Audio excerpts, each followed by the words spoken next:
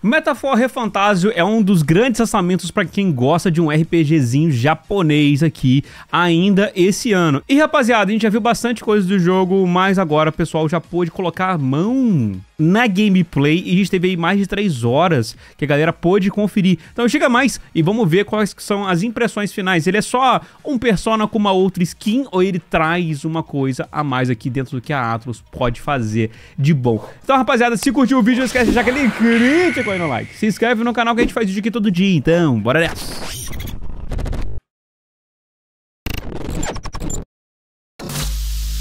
Tenho certeza absoluta que você já ouviu falar no Nerd ao Cubo. O Nerd ao Cubo é um clube de assinaturas onde todo mês você recebe itens nerds para poder colecionar. Desde figuras de cubos de diversos animes, séries e jogos, como também estátuas, miniaturas de espada, escudo, placas de metal e ainda por cima todo mês uma camisa bem estilosa. Por ser um clube de assinaturas, quanto mais tempo você assina, maior é o seu desconto. E além do Nerd ao Cubo, tem também outros planos, como de camiseta ao cubo, Star Wars e Senhor dos Anéis. E dá uma olhada aí no link da descrição que eu vou estar deixando aí um cupom para você usar e receber ainda mais desconto na sua assinatura. Fala galera, aqui é o Kaká e mano, muitas empresas puderam botar a mão no jogo, né? Teve bastante preview aí na internet, mas como sempre vamos olhar aqui o da IGN, porque é o que menos vai dar treta pra gente reagir e comentar em cima, né? Tem uma galera que não gosta de um react, assim, por mais que a gente adicione comentário por cima. Vamos lá. From each character's magical awakening and all the RPG mechanics it opens, to the social sim elements that feed into how you interact with the world, Metaphor Refantazio is clearly adopting the Persona formula, but it's doing so for something seemingly bigger in scope from both a gameplay and storytelling perspective. After playing about 5 hours of Atlus's upcoming RPG, it's extremely apparent how it's leveraging the strengths of its previous games to think outside the confines of traditional fantasy and create something wholly unique. And as much as I love Persona, it's about damn time we've had a game of this style that goes beyond the classroom walls and halls of high school. É verdade, né? Persona sempre é bem na escola, né? No matter which way you cut it, Metaphor is a politically charged story, not just in the concept of being the main character who is striving to win an election to be the next king. Having played the opening hours, it boldly establishes the social dynamics of its medieval fantasy setting, the Kingdom of Uchronia. It's a grim, hostile world outside of the towns and city walls where outlaws and monsters are always seeking prey. And even within its capital, its society rife with classism and discrimination shows that nowhere is truly safe. Metaphor makes this clear as soon as you reach the royal capital in the opening hours, showcasing how poverty, racism, and militarism dictate life across the kingdom. An elder? I thought your kind was long gone. The protagonist, who has more voice lines this time, is an Elda, a tribe or race that presents as regularly human. They're a rare sight and are treated with disdain. The elven Rusan and Horn are more commonly accepted, while the hedonistic cat-like Paripus live on the fringes of society. The tribal dynamics set a tone for a story that seems to dive into injustice as a major theme. But the main character isn't just any young Elda. He's best friends with the Crown Prince, who's essentially in a coma after a violent coup attempt from years ago. This relationship is revealed early on, which begs the question of what the protagonist's role and motivations really are as he becomes a serious candidate in the kingdom-wide election process. Everything's pretty standard.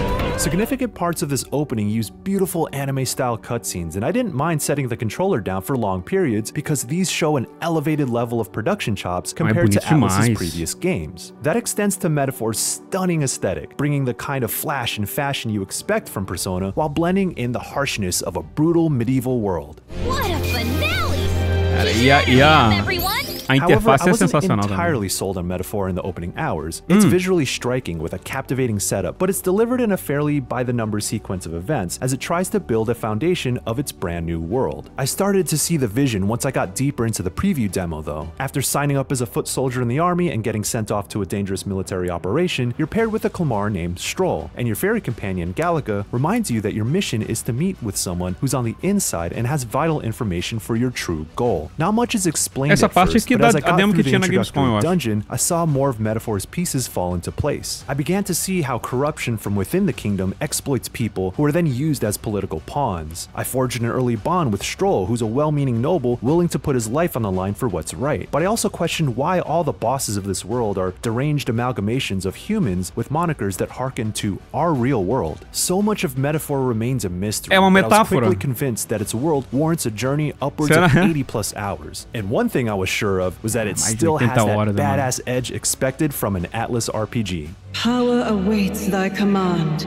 The time has come to awaken the hero within. Just like in Persona, each party member in Metaphor has an adrenaline-induced awakening that opens them up to supernatural powers, literally ripping their hearts out to transform into beastly figures. In battle, they transform into what are called archetypes when casting spells or using certain types of attacks. Mechanically speaking, they work more like RPG classes than they do the Pokemon-like Personas or demons from Shin Megami Tensei. And instead of the Velvet Room or World of Shadows, where you build a roster for combat, Metaphor has what's called Academia, which serves a similar purpose, where you assign and customize archetypes for each party member. É verdade, e a gente pode mexer nos nossos companheiros também, When né? the preview demo fast-forwarded to much further into the story, the archetype mechanics opened up significantly. Every character can unlock and spec into multiple archetypes, a few of which included the spell-focused mage, the swift trickster of thief, the more balanced seeker, and the tank-like warrior. While I didn't get to experience how deep it goes, I saw the various branches of archetypes, which also hinted at how they'll evolve over the course of the game. Each of these come with their own stats that will dictate combat roles, but also come with specific elemental affinities and spells, so party composition is still a fundamental part of Metaphor, much in the same vein as a Persona or SMT. Só que parece que tem mais uma profundidade de mexer e alterar a tua equipe, né, pelo visto. SMT with the press turn system, where you earn extra actions for each turn phase, as opposed to Persona's one more and baton pass system. While naming conventions for certain elemental abilities may have changed, the flow is very familiar since you're still targeting enemy weaknesses to get through battles effectively. A new wrinkle I love, however, is how you cast multi-target spells. In Metaphor, synthesis attacks consume 2 turn icons and combine the elemental powers of 2 characters in order to execute a multi-target spell. It made me think more strategically about when I should use these kinds of abilities, but it's also a clever rework since I no longer have to dedicate a character's limited action slots to these types of spells. Let my power support you. Another smart way Metaphor rethinks the formula is in how you initiate combat. There's a real-time action element where you attack enemies in the dungeon to gain a turn advantage and damage foes before jumping into the turn-based battles. It's a bit more involved than stealthy ambushes in Persona 5, and instead of repeatedly churning through low-level enemies, you can reach a point where you can just hack and slash through the fodder entirely. However, enemies fight back in the overworld, so you have to approach them carefully and dodge their attacks, lest you yourself get ambushed and be put at a severe disadvantage. While the action element isn't intended to be in-depth and is more of a preface to full battles, it improves pacing by having a more sensible flow between exploration and combat.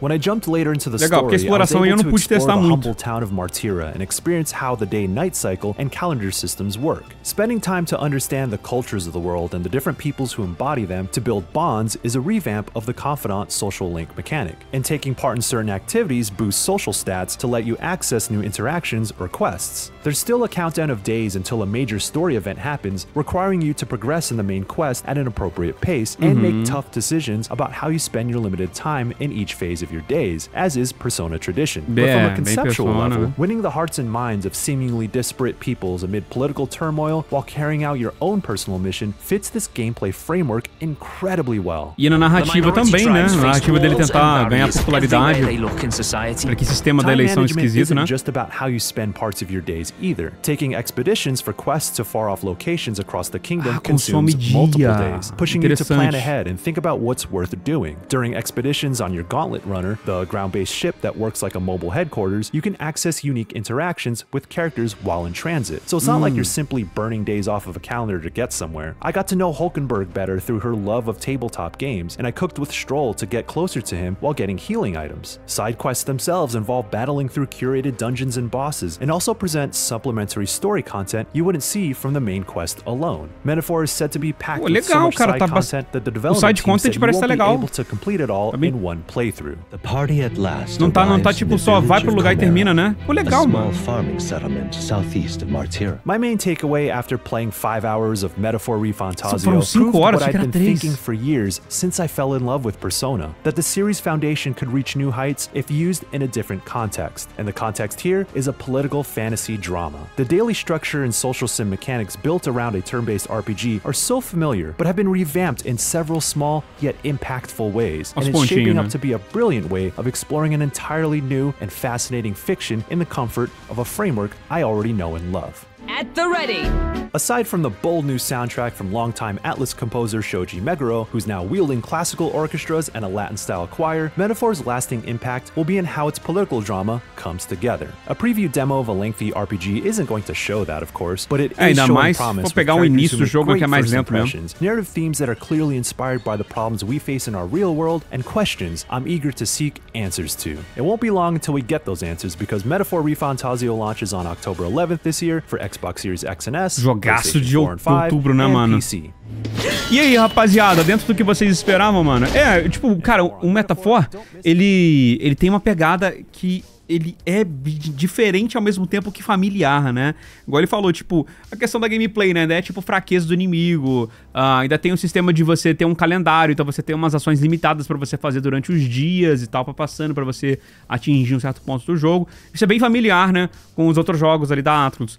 Mas ao mesmo tempo, acho que eles conseguiram fazer uma mecânica pra diferenciar o suficiente, mas ainda ter essa identidade ali da Atlus. E, mano, o jogo tá bonito demais, cara. E acho que pra quem gosta de um personinha do Shin Megami Tensei assim, acho que vai curtir bastante aqui, pelo que eu tô vendo. Pelo menos a minha hype só aumenta desse jogo. Mas e de vocês, rapaziada? Como é que vocês estão, assim, sentindo? Acha que o jogo deveria se diferenciar mais dos outros jogos da Atlus, ou não? Você queria realmente uma parada dessa, só que de uma forma diferente, igual eles estão fazendo aqui, mas não tanto. Diz abaixo nos comentários, e galera, se curtiu o vídeo, não esquece de deixar aquele crítico aí no like. Se inscreve no canal e segue a gente nas nossas redes sociais. Pode ser? Ficando por aqui, valeu, um abraço, até mais e fui!